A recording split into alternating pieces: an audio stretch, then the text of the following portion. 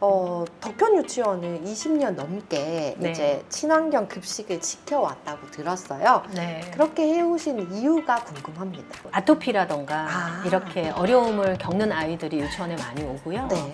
그리고 선생님들도 음. 머리카락이 막 빠졌었는데 여기 와서 밥을 먹으면서 뭐 새로 났다 뭐 이런 사례도 있고 뭐 언제나 다 그런 건 아닌데 그런 네. 사례들이 종종 있어요. 내가 먹는 것이 바로 나라는 그런 생각도 있고요. 맞아요. 네, 그렇죠. 그래서 저희가 이제 장독대를 봤어요, 원장님. 네. 장독대 안에 그러면 간장, 된장 이런 것들을 네, 아이들이 있어요. 직접 네, 네. 다 담그는 걸까요? 네, 그렇죠. 와, 네. 아이들이 그걸 할 수 있나요? 그쵸. 할 수 우와. 있죠. 좋아요, 구독, 알림 설정 부탁드립니다.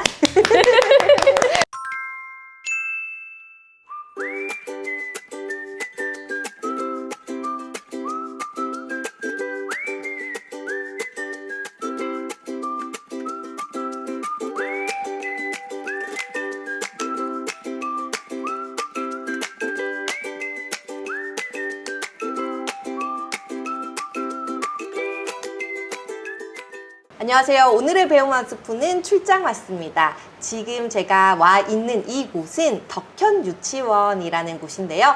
경기 구리시에 위치하고 있는 사립 유치원에 와 있습니다. 원장님 초대해 주셔서 너무 감사합니다. 네, 안녕하세요. 네, 반갑습니다. 반갑습니다. 네. 저희 요거 네. 카메라를 보시고 네. 시청자분들에게 자기소개 네. 부탁드릴게요. 네. 안녕하세요. 반갑습니다. 저는 덕현 유치원 원장 정은경입니다. 덕현 유치원은 말씀하셨듯이 구리시에 있고요. 1994년에 설립되었고 사립유치원입니다. 네, 덕현 유치원에서 아이들은 무척 행복하고요. 자연 속에서, 책 속에서 또는 이야기 속에서 아이들이 신명나게 오늘을 배우고 그리고 세상을 배우고 있습니다. 그리고 또한 내일을 살 수 있는 힘이 있잖아요. 보통 우리가 요즘에는 이 단어를 많이 쓰던데 역량, 미래 역량을 가질 수 있도록 돕는 곳이 바로 덕현 유치원이라고 할 수 있습니다. 됐나요? 너무 네 좋습니다. 네. 미래 역량 네. 너무 좋은 단어인데요. 네. 원장님 그러면 덕현 유치원 같은 경우에는 몇 네. 살부터 몇 살까지 입소가 가능할까요? 네, 만 3세. 그러니까 우리나라 나이로 말하면 네. 5살, 6살, 7살 어린이들이 입학할 수 있는 곳이에요. 네. 그럼 원장님 네. 지금 제가 와 있는 이곳 덕현 유치원은 사립 네. 유치원이잖아요. 네네. 사실 엄마들, 아빠들이 제일 궁금한 거 네. 원비가 얼마일까요? 사립유치원 같은 경우에는 부모님 부담금이 좀 있어요. 왜냐하면 지금 초등하고 중학교까지는 우리나라에서는 무상교육이에요. 네. 의무교육이자 무상교육인가? 아마 초등은 당연히 의무교육이고 그런 맞습니다. 걸로 제가 알고 있어요. 네. 그런데 고등학교도 거의 무상에 가까운데 지금 영유아 쪽만 완전 무상이 이루어지지 않고 있거든요. 이게 이제 또 출산율하고도 연결이 되긴 네. 하는데 그래서 공립 같은 경우에는 부모 부담금이 거의 없지만 사립유치원이나 또는 민간 어린이집은 부모님 부담금이 조금 있는 걸로 알아요. 네. 근데 요즘은 또 민간 어린이집도 거의 부모님 부담금이 없는 데 비해서 사립유치원은 좀 부모님 부담금이 한 20만 원에서 30만 원 정도 이렇게 있는 걸로 알고 있습니다. 저희도 그렇고요. 네. 네. 그러면은 덕현 유치원에 오려면 한 달에 원비가 한 2, 30만 원 정도 네네. 된다라고 네. 생각을 해주시면 좋을 것 같고 덕현 유치원에 만약에 입소하고 싶다 하면 네. 어떻게 지원을 할 수 있을까요? 유치원에 입학을 하려면 일단 우리가 한 몇 년 전부터 처음 학교라는 시스템을 운영하고 있어요. 교육부에서. 네. 그래서 11월쯤에 11월 아마도 1일부터 처음 학교로 시스템이 열려요. 전국적으로. 그래서 거기에 이제 온라인으로 신청하시면 돼요. 알겠습니다. 네. 덕현 유치원 같은 경우에는 일반 유치원에 비해서 어떤 점이 다를까요? 다르죠. 음. 어머님들이 저희 유치원에 대한 이제 이야기를 하고 다니시는 거를 제가 다시 소문으로 들으면 네. 공부 안 한다. 아내도 너무 안 한다. 그리고 정말 바깥으로 많이 다닌다. 그래서 좋다는 한 10% 정도 되는 것 같고요. 그래서 정말 싫어하는 분이 한 90%인 것 같습니다. 네. 그래서 좀 다르죠. 다른 곳하고 다른 것은 이제 저희가 이 아이들의 발달이가 발도르프 교육을 하고 사실 저는 발도르프 교육을 만나기 전에 생태 교육을 먼저 만났어요. 발도르프 교육이 뭐 저 유럽에서 태어난 그런 교육 운동이라 하면 네. 생태 유아 교육은 우리나라에서 이제 이게 자생적으로 태어난 그런 교육인데 네. 사실 둘을 자세히 들여다보면 너무나 비슷해요. 네, 정말 한 90% 정도가 그래요? 공통점을 가지고 있어요. 그래서 정말 사람답게 살고자 하는 그런 방식들이 쫙 있어요. 그래서 저희가 그렇게 유치원을 운영하고 있고 그러다 보니까 아이들의 발달을 저해하는 것들을 좀 안 하려고 노력하죠. 사실 우리 어른이 아이들 옆에 쓰면 그냥 쓰는 것 자체가 방해인 것 같아요. 방해인 것 같은데 네. 되도록이면 방해를 덜 하려고 노력하는 곳.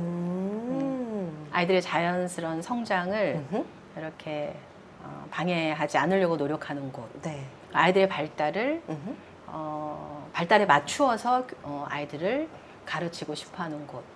이렇게 설명할 수 있을 것 같습니다. 그러면은 어머니 아버님 입장에서 들어봤을 때 네. 공부도 안 해? 네. 그리고 밖에만 돌아다녀? 네. 그러면은 내가 덕현 유치원을 보낼 이유가 없는데? 라고 생각을 하실 분들이 계실 것 같아요. 맞아요. 그러면은 덕현 유치원에서 하는 그 일과에 대해서 알려주시면 감사하겠습니다.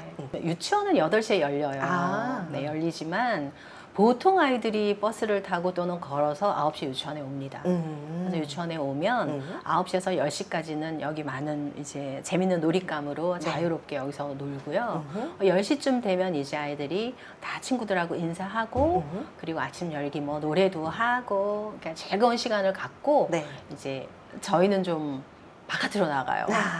뭐 어떤 날은 산에 가고 네. 어떤 날은 텃밭에 일하러 가고 어떤 날은 구리시에는 장자 호수공원이 있어요. 호수공원에 걸어가서 거기에서 뭐 달리기도 하고 건강 달리기 하고 뭐 그리고 또 바깥으로라면 저희 지하에 책 보는 곳이 있어요. 우와. 그래가지고 이야기책 보러 가기도 하고 네. 뭐 이렇게 해서 또는 마당에 마당놀이 하기도 하고 이렇게 해서 이제 한 11시 반 1시간 반 정도 사실 교육부에서 아이들에게 누리과정에서 하루에 매일 1시간씩 바깥놀이를 하라 이렇게 제안을 하고 있거든요. 네. 그래서 어쨌든 그 11시 반까지 또는 12시 정도까지는 바깥놀이를 하고 점심을 먹어요. 점심을 먹고 그리고 휴식 시간을 잠깐 가지고 점심 먹고 나서 저희는 아이들이 직접 설거지를 합니다. 와, 한 명 한 명 다요? 네. 자기가 먹었던 그릇을? 네. 직접 설거지를 꽤 한 10년 넘게 했어요. 네. 그렇게 해서 이제 설거지를 하고, 그 다음에 휴식을 하고, 그 다음에 오후에 이제 뭐 특성화 활동이라고 해서 저희는 특별 활동을 해요. 근데 특별 활동도 오전에 누리과정하고 충돌하지 않게 저희가 배치를 합니다. 그래서 발도르프 교육에서는 좀 꽃이 오이리틈이거든요. 동작 교육. 그래서 오이리틈이도 하고, 그다음에 흙놀이 조소도 하고, 그다음에 또 의도적인 움직임. 이제 오전에는 자유롭게 자기가 막 움직였다면 이제 교사의 의도가 약간 가미된 체육 활동도 하고, 그다음에 노래도 부르기도 하고, 뭐 이렇게 이제 그런 시간을 보내고, 그다음에 이제 4시쯤 되면 집에 가거든요. 집에 가고, 그리고 더 늦게 오시는 어머님들이 계시잖아요. 그럴 경우에는 선생님 한 분이 더 계셔서 7시까지는 아이들이 연장반으로 그렇게 하루 일과가 그렇게 진행이 돼요. 네. 근데 원장님 저는 깜짝 놀랐던 게 7시까지 연장을 해도 이게 금액 추가가 없다면서요? 맞나요? 없어요. 와. 없어요. 워킹맘 분들이 정말 마음 놓고 보낼 수 있는 기관 같습니다. 덕현 유치원의 교육 철학을 한마디로 표현한다면 어떻게 말씀? 아이고 한마디로 가능할까요? 덕현 유치원의 교육 철학. 저는 교육은 만남이라고 생각하거든요. 진짜 만날 수 있다. 이렇게 간단하게 말해도 돼요? 네, 한마디니까요. 네, 한마디니까. 부모님들이 근데 가장 걱정하시는 부분이 놀이만 하면 공부가 늦지 않을까 이렇게 걱정하시는 부모님들이 계실 것 같아요. 아까 말씀해 주셨다시피 90% 이상이 너무 놀아도 논다. 네. 이렇게 걱정을 하시는 부모님들에게는 어떻게 말씀을 해주실까요? 네. 그 발도르프 교육에서는 음흠. 이제 발달에 적합한 교육을 얘기하잖아요. 음. 그래서 영유아기 때는 주로 신체 발달을 주로 이룬다라고 우리가 말을 하고 있잖아요. 네. 그 신체 발달은 눈으로 보이는 것도 있지만, 그러니까 뭐 머리카락이 자란다거나 아니면 키가 자란다거나 몸무게가 는다거나 아이들이 자라는 걸 이제 눈으로 볼 수 있는 부분도 있지만 음흠. 사실은 눈에 보이지 않는 부분도 잘 자라고 있잖아요. 장기, 우리 오. 몸속, 위장이라든가 심장이라든가 이런 것들이 사실 우리하고 다르잖아요. 맞아요. 근데 우리 어른들의 착각은, 그러니까 모양새가 우리랑 비슷하고 아이들이 사이즈만 작으니까 교육학을 공부하다 보면 작은 성인이라는 표현이 있거든요. 어린이는 작은 성인이 아니다, 뭐 이러거든요. 그러니까 아이들은 그냥 다른 존재 같아요. 어른들하고 정말 다르거든요. 그래서 저는 이 시기에는 신체 발달을 위해서 주로 에너지가 쓰여져야 된다고 생각해요. 그러니까 우리 눈에 보이지 않는 심장, 뼈는 키가 크니까 맞아. 잘하고 있구나를 우리가 상상할 수 있지만 그리고 온몸이 자랄 수 있는 시기는 거의 영유아 시기란 말이에요. 이때 필요한 것은 무엇일까 생각해보면, 그리고 아이들은 또 어떻게 배우나 생각해보면, 하나는 아이들은 주위에 있는 모든 세상을 통해서 모방하면서 배우죠. 맞아요. 우리 모방의 힘을 알잖아요. 네. 그래서 우리가 꽤 괜찮은 모범 모델이 되어야 한다라고 발도르프에서는 이걸 강조하고 있잖아요. 그래서 처음에는 아이들이 이제 모방을 하고 배우고, 그리고 한 번 모방해서 배우지 자기 것으로 내면화하기 위해서는 굉장히 반복해야지 배우잖아요. 그래서 우리는 아까 일과를 물어보셨지만, 그러니까 리듬 생활을 통해서, 네. 그러니까 뭐 일반 사람들은 발도르프 교육에서 리듬이라고 말하면 리듬이 도대체 뭘까 하지만 뭐 그 시간쯤에는 그걸 하는 거. 아까 아침에 9시쯤에서 유치원에 와서 네. 10시쯤에서 바깥놀이 가고 12시쯤에서 밥을 먹고 뭐 2시쯤에까지는 뭐 휴식을 하고 이런 거 있잖아요. 이런 네. 것들이 계속 반복됐을 때 아이들은 다음에는 이걸 하겠구나, 다음에는 이걸 하겠구나 하고 예측을 하니까, 예측 가능하니까 아이들이 되게 안정감이 생기잖아요. 맞아요. 그러니까 어머니들도 아침에 일어나서 아침에 어떤 날에 7시에 밥 주셨다가 9시에 밥 주셨다가 늦잠 전 밥 안 주시고 이러면 아이들이 되게 불안하겠죠. 그런데 항상 어머니가 7시쯤이나 8시쯤이나 아침을 주신다면 아이들은 불안하지 않겠죠. 그래서 그런 안정감을 느끼기 때문에, 그러니까 다시 말하자면 아이들은 모방해서 배우고 반복해서 배우고, 그것이 리듬 생활을 통해서 배운다라고 생각해요. 그리고 또 하나는 영유아기 때는 신체 발달이 주로 이룬다. 이 놀이 속에 다 있잖아요. 네, 이야기와 움직임, 맞아요. 뭐 이런 게 다 있잖아요. 이런 것들이 영유아 시기에는 정말 필요한 공부 내용이고, 이것을 잘 해냈을 때 네. 정말 초등학교 갔을 때 그런 명시적인 학습 있잖아요. 학습 목표가 뚜렷하고 뭐 이런 것들을 잘 해낼 수가 있다. 이것이 이제 토대가 됐을 때 그것을 잘 해낼 수가 있다라고 생각해요. 그렇게 말씀드리고 싶어요. 덕현 유치원은 20년 넘게 네. 이제 친환경 급식을 지켜왔다고 들었어요. 네. 그렇게 해오신 이유가 궁금합니다. 네. 내가 먹는 것이 바로 나라는 그런 생각도 있고요. 맞아요. 네, 그렇죠. 예. 그래서 농약이나 이런 것으로부터 아이를 지켜야 한다는 생각이 들고요. 그리고 또 중복되긴 한데 신체 발달이 주로 일어나는 주로 일어나는 거, 신체 발달만 일어나는 건 아니지만 이제 아이들의 몸을 잘 가꿀 수 있도록 도와야겠다. 몸을 잘 가꿀 수 있는 방법이 굉장히 많죠. 그 중에서 맞아요. 처음이 이제 아이들 먹는 걸 좋아하니까 먹을거리. 그래서 건강한 먹을거리라고 생각해서 아이들을 건강하게 키우려면 건강한 먹을거리를 주는 게 맞겠다. 이런 생각이어서 하고요. 뭐 중간에 어려운 일은 별로 없었어요. 뭐 반대하는 사람도 없었고 그냥 하면 되고 돈이 좀 많이 들 뿐이지 비용이 좀 많이 들 뿐이에요. 사실은 5년부터 했는데 그때는 사실은 사립 유치원이든 어린이집이든 어린이 급식에 대해서 친환경 급식을 생각하는 사회적 분위기가 아니었어요. 현재도 생태유아 공동체라고 있어요. 거기서 저희는 이제 급식 재료를 받기도 하는데 이제 발도르프 교육처럼 아이들을 건강하게 잘 키우자라는 그런 것 때문에 제가 해왔고, 이제 사실은 친환경 급식을 한다는 것은 그러니까 내 몸에 좋은 아이들의 뭐 건강한 이런 것도 굉장히 중요한데요. 그 친환경 급식 재료가 내게 오기까지 농부들의 수고 헌신이 엄청 크잖아요. 맞아요. 그래서 친환경 급식을 우리가 선택한다는 것은 우리 아이들에게 좋은 먹을거리를 준다는 것도 있지만 땅을 살리고 농촌을 살리고 그 농촌에는 생명들을 다 살린다는 의미. 그러니까 이 세상을 살리는 거죠. 슈타이너도 왜 생명 역동농법을 네. 말했잖아요. 그런 것처럼 그런 의미죠. 그래서 먹거리 때문에 고민하거나 뭐 염려되는 부분은 전혀 없겠네요. 그죠? 네, 없어요. 없고 그리고 아토피라던가 이렇게 어려움을 겪는 아이들이 유치원에 많이 오고요. 네. 그리고 선생님들도 머리카락이 막 빠졌었는데 여기 와서 밥을 먹으면서 뭐 새로 났다 뭐 이런 사례도 있고 뭐 언제나 다 그런 건 아닌데 그런 네. 사례들이 종종 있어요. 네. 아니 아까 전에 계속 말씀을 해주셨는 게 진짜를 줘야 된다. 네. 그래서 저희가 이제 장독대를 봤어요, 원장님. 네. 장독대 안에 그러면 간장, 된장 이런 것들을 네, 아이들이 있어요. 직접 네네. 다 담그는 걸까요? 네, 그렇죠. 와, 네. 아이들이 그걸 할 수 있나요? 그쵸. 할 수 와. 있죠. 대부분 간장을 담그고 된장을 담그는 것은 시골에 있는 할머니, 어머님들의 입장에서 보면 친정 어머니가 맞아요. 해주시는 거라고 생각하는데 사실 먹을거리를 생각하다 보면 우리나라 먹을거리의 가장 기본적인 것이 간장, 된장이잖아요. 그런 것들을 유치원에서 한다는 것은 너무 의미 있는 일이라고 생각하고 하는 방법은 12월에 콩을 일단 삶아요. 메주를. 이제 우리가 예전에는 논 가까이 콩도 심었는데 그건 어려워서 못하지만 생협에서 콩을 사다가 콩을 삶아서 교실에서 메주를 만들고 이제 10월 달이나 이때 가을 거지로 여주에 농부님한테 가거든요. 볏짚을 얻어와요. 그래서 네. 볏짚을 이렇게 꼬아가지고 메주를 매달아 놓고 그래서 3월에 아이들이 그러니까 동생들이 입학하고 재원을 하는 3월에 이제 장독대다가 메주를 넣고 숯도 넣고 물도 넣고 소금물을 넣고 그리고 한 100일을 기다려요.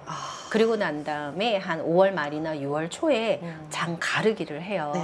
그러니까 메주하고 물이 있는데 물이 그때는 투명하잖아요. 그런데 한 60일 내지 한 70일 정도 지나면 물이 새까매져요. 네. 우리 막 노래도 불러요. 네. 메주야 메주야 항아리 속에서 소금물과 친해지거라. 오 정말 즐거워 오 정말 즐거워 소금물과 친해지거라 하면서 이제 여기다 담그죠. 그러면은 너희들이 소금물하고 메주하고 친해질 동안 우리도 우리 반에서 동무들이랑 친해질게 하고 이제 5월 말이나 6월에 쫙 열어보면 딱딱했던 메주가 물렁물렁해지죠. 소금물하고 친해진 거예요. 그래갖고 두 개를 갈라요. 네. 가르면 액체는 간장이고요. 이제 이렇게 고형물은 된장인 거예요. 근데 그것 메주 자체만 된장이 되지 않고 거기다가 뭐 보리쌀이나 뭐 소금이나 다시 이렇게 주물주물 해가지고 네. 다시 갈라가지고 넣으면 한 3년 묵으면 정말 맛있는 된장이 되고 그리고 나서 이제 그 된장을 집에다 보내죠. 그래서 된장으로 먹고 뭐 이런 또 사진도 보내고 뭐 이런 일도 하고 있는데 이거는 그냥 뼈대만 말씀드린 거고 아이들이 이렇게만 하면 되게 기능적이잖아요. 네. 뭔가 할 수 있고 이런 것만 있으니까 여기다 이제 이야기를 보태가지고 하늘에서 노랑 별이 내려와 세상에 내려와가지고 3번 변신을 해가지고 막 이렇게 이야기를 막 이렇게 줘요. 그럼 아이들이 그래서 얘들아 결국은 메주는 콩이었고 콩은 원래 하늘에 있는 별이었어. 그러면은 메주가 또 나중에 된장이 되잖아요. 네. 그러면 된장을 먹는다는 건 곧 별이 내 몸으로 들어오는 거야. 우와. 그래서 된장을 많이 먹으면 내 코가 반짝반짝, 내 머리가 반짝반짝 이렇게 우와. 되는 거야. 그래서 아이들이 요즘도 이제 먹으면서 별이지? 별이 변신한 거지? 뭐 이러면서 먹는다고 해요. 그래서 이야기와 노래와 그 다음에 움직임. 그 다음에 그래서 아이들이 이제 고등학생쯤 되면 발효나 부패나 이런 걸 배우지 않겠어요? 맞아요. 그랬을 때 된장 담그기를 네. 한 아이와 하지 않고 그냥 간 아이의 뭐 학습하는 그런 범위나 이런 깊이는 굉장히 달라질 거라고 생각해요. 맞습니다. 직접 경험해봤기에 맞아요. 네. 더 잘 알 수 있다라고 생각을 했는데 플라스틱 대신 지금 네. 보면은 다 나무, 천 네. 그리고 다 놀잇감 이런 자연물로 주로 쓰잖아요. 네, 네, 네. 그 속에 담긴 의미가 무엇일까요?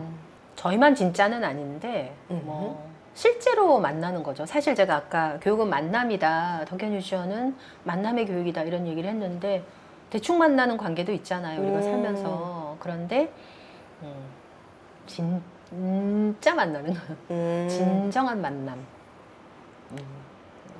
이라고 말할 수 있어요. 놀잇감도. 예, 진짜 자연을 만나는 거죠. 자연을 네. 만나는 거고. 그다음에 이제 그 어린이집에 가면은 플라스틱이나 아니면은 엄청 커요. 뭔가가 블럭이 엄청 큰데 들어보면 되게 가벼워요. 약간 살짝 아이들이 이렇게 예측하고 갔는데 이게 되게 가벼운 거예요. 어떻게 보면 어린이집에서는 아이들이 약한데 좀 큰 거를 들기 위해서 그런 놀잇감을 비치할 수는 있지만 저는 그런 거에게 아이들한테 굉장히 놀라움과 세상에 대한 약간 이 표현이 맞을지 모르겠는데 배신. 무거울 것 같아서 들어봤는데 가벼우면은 배신이다. 그럴 수 있죠. 너무 강렬한 표현이어서 좀 죄송한데 네. 예, 그렇지 않을까 생각해요. 그래서 뭐 이렇게 자연이 우리에게 와 있는 거죠. 맞아요. 네, 바깥에 우리가 자연을 찾아가기도 하지만 우리 교실에 자연을 가져오는 거죠. 우리도 자연의 일부니까. 네. 네. 선생님, 저는 이제 저희 아이가 강남 발도르프 킨더가르텐에 다녀요. 네네. 그래서 저희는 한 달에 한 번 내지 두 달에 한 번씩 부모 교육을 하고 있거든요. 네네. 덕현 유치원도 동일하게 부모 교육이 실시되고 있나요? 그렇죠. 어떻게 하고 있나요? 네. 동네에서 소문이 부모님을 너무 오라가라 해서 싫다. 그럴 수 있죠. 네네. 그런 얘기가 들리더라고요. 네. 그런데 이제 발도르프에서는 그런 얘기 하잖아요. 부모는 첫 번째 교사고 교사는 두 번째 부모다. 그러니까 우리가 서로 조력을 하지, 서로 협조를 맞아요. 하지 않으면 네. 아이들을 잘 도울 수가 없잖아요. 그렇죠? 그쵸. 그래서 부모 교육은 정말 저희가 감히 부모를 교육한다라는 그런 거보다는 이제 부모 교실에 부모님을 초대해서 함께 공부하는 거죠. 예, 그래서 저희도 1년에 한 6번 정도는 강의를 해요. 외부에서 선생님들을 모셔서 와. 우리가 어떻게 살아가야 할 것인가 뭐 이러한 근원적인 질문부터 시작해가지고 여러 가지 주제로 공부를 하는 모임이 있고요. 또는 1학기하고 2학기 때 반 모임도 있어요. 네, 그래서 반별로 이제 모임이 있어요. 네. 엊그제도 이제 만 3세 반 모임을 했는데 이제 그동안 1학기 동안에 어떻게 살았는데 2학기는 어떻고 6살은 또 이런 안내도 저희가 부모 교실을 통해서 하고 그 다음에 부모님하고 조력하는 거는 정말 자랑하고 싶은 것은 저희 유치원에 부모회가 있어요. 부모회는 예전에는 부모 독서회였는데 독서라는 말이 요즘 부모님들한테 너무 부담스러운 단어래요. 그래요? 책 읽기 싫다. 유튜브 보고 이런 건 인스타 보는 건 너무 좋은데 그래가지고 부모회로 바꿨어요. 이름을. 그랬는데 사실 20년간 했어요. 매주 목요일 2시간 동안 부모님하고 그러니까 책을 놓고 그냥 이야기하는 거죠. 미디어는 책인데 그냥 사는 이야기하고 아이를 돕는 이야기를 하는 거거든요. 그런데 그 부모회에서 어머님들이 지금 한 10분에서 12분 계신데 정말 열심히 공부하세요. 그래서 결국은 파우스트도 읽었어요. 괴테의 파우스트도 읽고 그래서 파우스트를 번역하신 그 여주에 계신 여백서원의 전영애 선생님을 찾아갔어요. 어머나. 부모회에서. 어머나. 네, 그래서 또 파우스트 얘기도 또 듣고. 어머나. 그리고 지금은 어머님들이 뭘 읽고 계시냐면 이윤기 선생님의 그리스 로마 신화 5권을 읽고 4권째 읽고 있거든요. 그러니까 열심히 책을 읽는 그런 모임도 있어요. 그래서 근데 결론은 아이를 잘 돕고 싶다. 잘 돕고 싶다. 나도 근데 잘 크고 싶다. 맞아요. 그런 모임도 또 있어요. 그래서 부모님과의 그런 교류는 굉장히 많죠. 그리고 또 하나는 금요일에 이제 급식 재료 검수하러 또 도와주시러 오시는 그런 경우도 있고요. 선생님, 기나긴 시간 저한테 너무 울림이 있는 말씀 해주셔서 너무너무 감사드립니다. 네. 저희 배움 한 스푼 나오신 소감이 궁금합니다. 정말 감사드려요. 저도 감사합니다. 부모님들한테 맨날 이렇게 뭐라 그래야 되나? 이렇게 들어요. 제발 좀 어떻게 좀 알리세요, 선생님. 아. 뭐 이런 얘기를 했는데 이제 그 방법을 네. 저도 나름 쓰고는 있는데 네. 요즘 어머님들하고 좀 잘 맞지 않는지 좀 아쉽긴 음. 하거든요. 음흠. 그랬는데 이렇게 배움 한 스푼에서 저희 네. 유치원에 또 찾아와 네. 주셔서 정말 감사드려요. 그리고 음. 이것이 또 세상에 조금 알려져서 네. 부모님들이 좀 덜 불안하시고 음. 그리고 정말 행복하게 아이들하고 함께 사는 네. 삶이 됐으면 좋겠다는 생각이 들고요. 음흠. 배움 한 스푼이 그 역할을 해주셔서 진심으로 감사합니다. 저 역시 감사합니다. 네, 고맙습니다. 여러분 배움 한 스푼 하세요. 고맙습니다. 좋아요, 구독, 알림 설정 부탁드립니다. 감사합니다. 감사합니다. 네.